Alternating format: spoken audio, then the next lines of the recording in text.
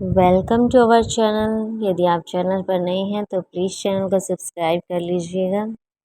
भगवान श्री कृष्ण हमेशा ही अपने शरारतों से एक कर रहे हैं। उन्होंने मक्खन की मटकी तोड़ दी और उसे बंदरों को खिलाने लगे। उनकी माँ यशोदा ने उन्हें पकड़ लिया और तय किया कि अब उन्हें सजा देने का समय आ गया है। उन्होंने रस्सी से उन्हें चक्की की ओखली से बांधने की कोशिश की। हालांकि चाहे वह कितनी भी रस्सी का इस्तेमाल करे, वह हमेशा 2 इंच कम ही पड़ती। यह तब तक चलता रहा जब तक माता यशोदा थक न गई। अंत में उनके प्रयासों और प्रेम को देखते हुए भगवान श्री कृष्ण ने खुद को बंधन में बांधने दिया। रस्सी हमेशा 2 इंच छोटी रहती थी, जो यह दर्शाती थी कि भगवान को बांधने के लिए भक्ति और प्रयास की आवश्यकता होती है। 1 इंच भक्त के सच्चे प्रयास का प्रतीक है और दूसरा इंच भगवान की दया का। जब दोनों एक साथ आते हैं तो भगवान प्रेम से बंध जाते हैं। दामोदर अष्टकम। माता यशोदा ने भगवान श्री कृष्ण को ओखली से बांध दिया और अपना काम करने लगी।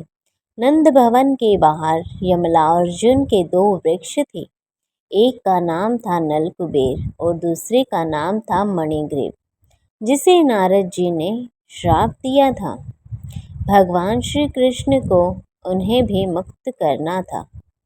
भगवान श्री कृष्ण ओखली को खींचकर नंद भवन से बाहर आ गए और ओखली को दोनों पेड़ों के बीच फंसा दिया और जोर से खींचा।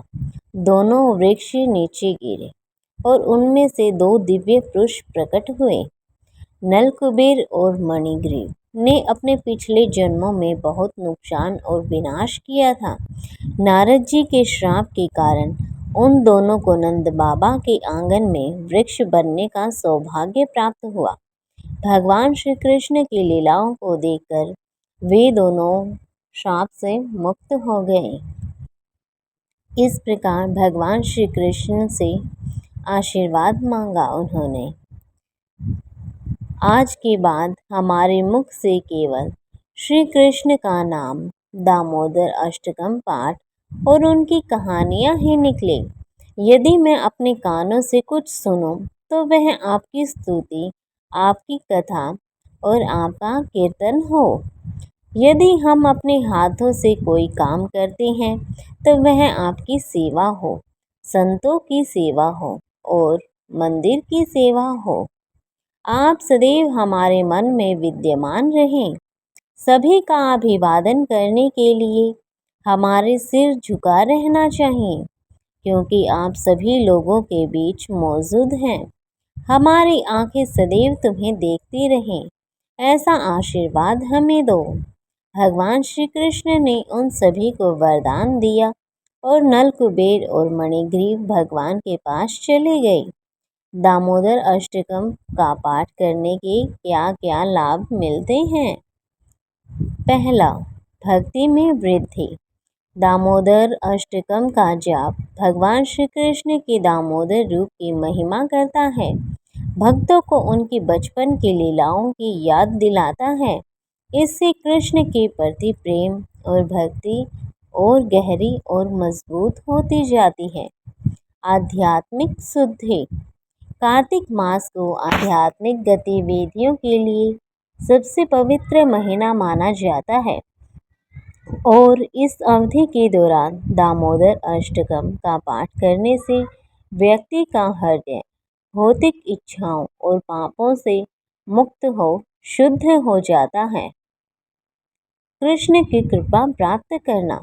शास्त्रों के अनुसार कार्तिक मास के दौरान दामोदर अष्टकम का पाठ या गायन करते समय घी का दीपक अर्पित करने से भगवान श्री कृष्ण प्रसन्न होते हैं। ऐसा माना जाता है कि यह उनकी विशेष दया और आशीर्वाद को आकर्षित करता है। इच्छाओं की पूर्ति। दामोदर अष्टकम को ईमानदारी से पढ़ने से आध्यात्मिक इच्छाओं को पूरा करने में मदद मिलती है। खासकर कृष्ण के साथ संबंध को गहरा करने में और मजबूती मिलती है।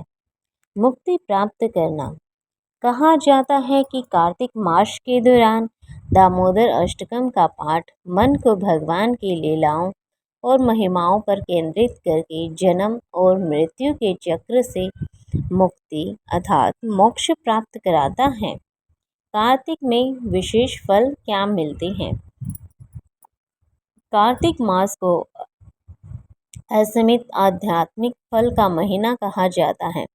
इस महीने में किए गए कार्य, विशेष रूप से दामोदर अष्टकम जैसी प्रार्थनाओं का जाप करने से कई गुना लाभ मिलता है। तो ये थी दामोदर अष्टकम के पाठ करने के लाभ, भगवान श्री कृष्ण की लीला। तो वीडियो आपको अच्छी लगी तो वीडियो को लाइक करना, शेयर करना, कमेंट में राधे कृष्णा जरूर लिखना और चैनल पर नए हो तो प्लीज़ चैनल को सब्सक्राइब जरूर कीजिएगा।